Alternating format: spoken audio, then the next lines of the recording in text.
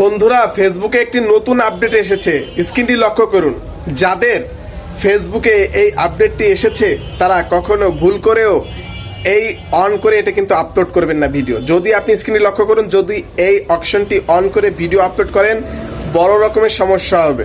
শুধুমাত্র আপনি আপলোড করতে পারবেন যদি আপনি এআই দিয়ে ভিডিও আপলোড করেন। যদি আপনি এআই দিয়ে ভিডিও তৈরি করেন তাহলে আপনি এটি অন করতে পারবেন।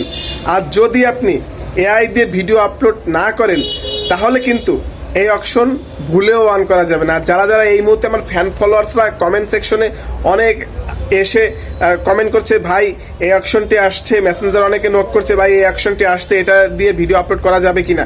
অনেকে আমার কাছে প্রশ্ন করতে করতে তারা ওই অপশন অন করে ভিডিও আপলোড করা শুরু করে দিয়েছে। আমি তাদেরকে বলতে চাই, ভাই এই অপশনটি অন করা আপনার জন্য নয়। আপনি তো নিজস্ব ভিডিও আপলোড করেন আপনার ফোন থেকে।